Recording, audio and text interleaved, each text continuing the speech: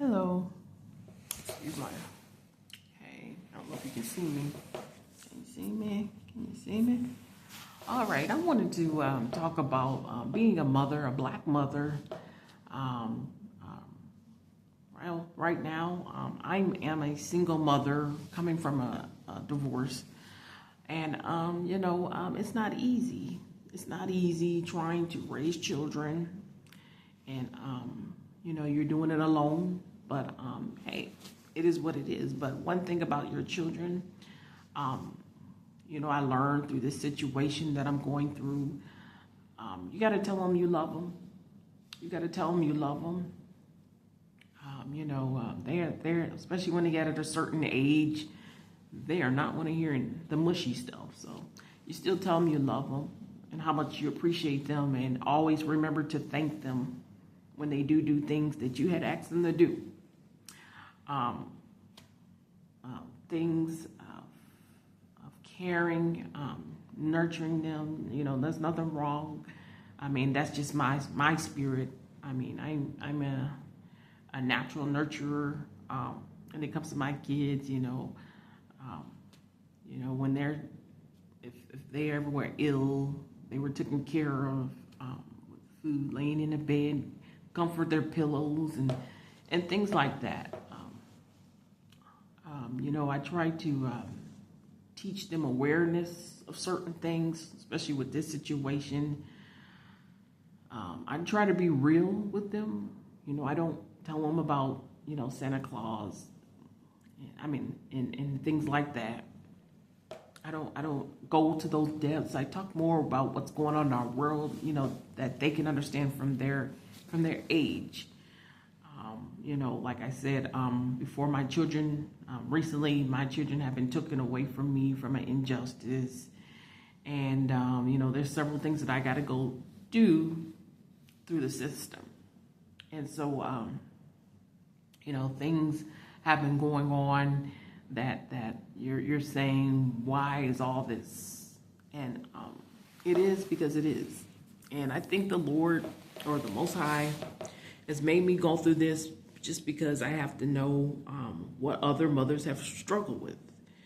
And there were times that I had coworkers that had their children taken away, but the reason they had them is because they were doing things that they shouldn't have done.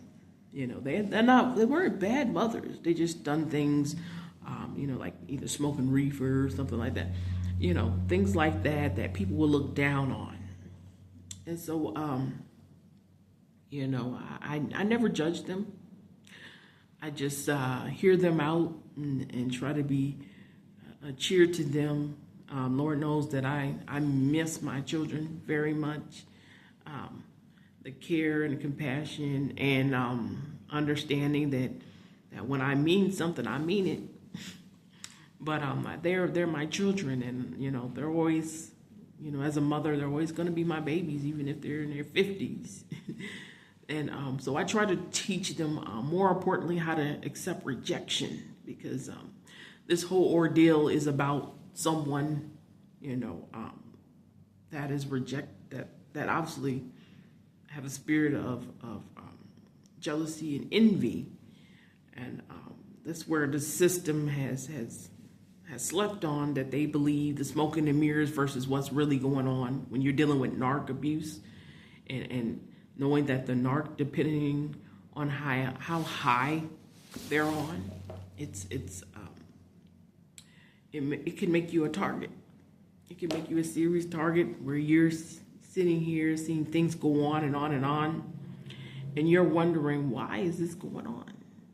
And it's just a matter of someone who was envious of you, wanting your life now. Hey, I'm not the baby, I'm me. I'm just a regular, plain person.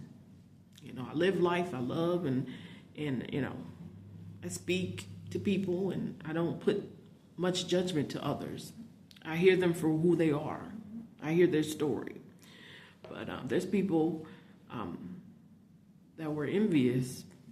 I mean, I get that. When you serve Most High, even Moses, they were envious of him because he served the Most High. So, it can happen, because people are going to say, well, I look better than you. And it has probably nothing to do with the looks. It's just a spiritual thing of knowing that I serve Yahweh. I wholeheartedly do. But I love my children, and I have to teach them how to love themselves, to understand that if someone is not wanting you or want to be around you, to just let that go. Don't even argue with them. If it means something to you, then you can just ask the situation of what they feel about it, and then you just move on. You don't control or dominate or stalk. So I teach my children real principles so they can understand that when someone is not feeling that they want to be around you, and sometimes it could be just a misunderstanding, or sometimes it could just be later on in life that they say, what, I don't know why. So, there's a lot of principles that I teach my children, mostly to love themselves, that they don't have to be the standards of this world. Most High created us fearfully and wonderfully made, bold and courageous like lions. And I try to not take too much from who they are. I just want them to be who they are. However they feel about themselves, that they're always able to open up and talk to me. Even, and that's one thing about my kids. I taught them that if you're going to talk to anyone, you're going to talk to me. Because I'm not your friend, but I can be an ear to you, but I'm still your mom. And I don't judge. Hear me out. I had cousins that used to tell me things, and I'm saying, whoa, but I keep it a secret. And so that, that was something that I would do with them. And it was a time that I used to be a substitute teacher. Yep, with a GED. And I would, kids would confide and say things to me. There wasn't a filter or anything, just, So it's just certain things like that that I do, that I feel, wow, that's where I wanted to be. That we're not too judgmental. That our kids are able to tell you what's going on, and not be in fear that you get mad, or learning how to receive what has been said as a parent, and then go from there. And that's pretty much what I suggest in this situation. I still try to figure out how to talk to my kids, because I still haven't spoke to my son since he was taken away. I've talked to my daughter, but now I have to figure out another option. And so, I'm praying every day that they be back in my possession. And I know there's things that I have to do now that they have a procedure that needs to be done. And so, I'm speaking to mothers that you guys,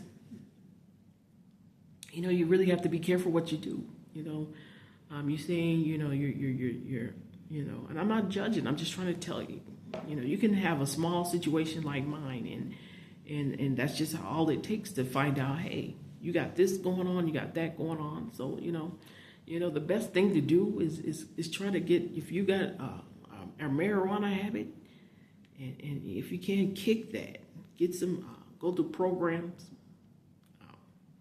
I'm just saying none of that stuff is really good for you. All it does is just makes you anxiety ridden. I believe, that the healing of the blood of Jesus Christ, His word, it brings peace to your soul. Where you're not drinking, there's nothing wrong with having a drink, But I'm just saying, if you have issues with constant drinking, then, it could be a problem, because they're going to ask you that. If you ever have any problems, first thing they're going to do is ask, are you drinking? Are you drugging? Are you crazy? That's what they're going to ask. So I just was saying some things because I don't think, no one would ever expect their children to be gone, especially they ain't drinking and drugging and carrying on. But it just was something that was a mishap that happened in the system. And I'm still trying to figure it out. But I know that I have to be calm, whenever I'm dealing with, this quote unquote targeting. I have to deal with some strange entities. But you know, at the time, I know I have to be calm because my kids are there. You know, even though they don't have the respect for them, I still have to be the leader, because I call that being a leader and being calm. We know that the enemy, Satan, is all about fear, trying to put you in fear. So, really nothing moves me on that. So I just say you want to also figure out what kids are good at, what they like, and encourage them on that. When my kids, they got something, I'm all in it. I'm looking even at colleges and things like that to encourage them and tell them, hey, if you like that, you need to like something else. Have 3-4 things as a backup plan to do in life. This is things that I said, I wish, God had sat me down and said, what would you say if your parents, my parents both are divorced, and, I was just things in life that I wish that they would have said to me, so I could have probably went further in life. But God said that this is my destiny, not to feel sorry for myself, but just that I can be, my kids can go further. Well, that's what I would like, for them to go further than me, to live a better life, get a better education, be in a good presence and relationships with people. And so, I'm trying, that's how I try to bring my kids to the realization that they have to understand that. Like I said, you got to kind of keep yourself good. You cannot be, bringing men in on this. If they're not helping you in some sense, then leave them alone. I know when trouble comes, we all want to escape. But turn it to the Most High. I'm not saying you can't have help. If people are willing to help you and they understand that those are the boundaries, then that's cool. But I'm saying also, men can be a distraction if you're not careful, and so you want someone that you can talk to and understand. But I'm not saying that you can't have a friend or two, whatever. Someone to talk to. That's what I'm saying. You're dealing with them, because if you're a child of Yahweh, you ain't supposed to be doing nothing like that. So I'm just going biblical, okay? And so excuse me. So when you do that, that helps. Your more motherly skills. Right now I'm not thinking about anything like that. I'm thinking more about getting my children and things like that. So excuse me, I'm gonna have to fix this a little bit. All right, so that's pretty much it. I'm just trying to get through this, and it's kind of like I'm alone. I really don't know a whole lot of people I could reach out to, but the Most High has got me. When you don't, He's got me, the praying and giving me joy and peace. And that's where you want to be. You shouldn't be chaotic and nervous and anxiety ridden. When Jesus was in the boat, He was the only one asleep. And the storms were just crashing, and the disciples like, what do we do? So we rebuke every storm. You can rebuke these things, and I'm not hating on anyone. I understand that if you're not careful, you can get caught up. Me myself, it's been months, but I even had a drink, and I'm saying that it just, you have to be careful that you're not doing things out of moderation. So I'm just saying it's just a matter of trying to deal and making sure you're putting Yahweh first. And that's it, Love your children, you got some kings and queens, young kings and queens, and they came from your seed, and they are your future. And you know that you never know where they'll be in life, but you just want to know that you had a hand in that, no matter what. So I ask that you be encouraged, love your children.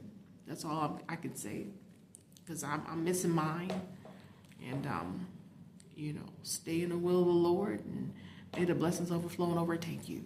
Amen.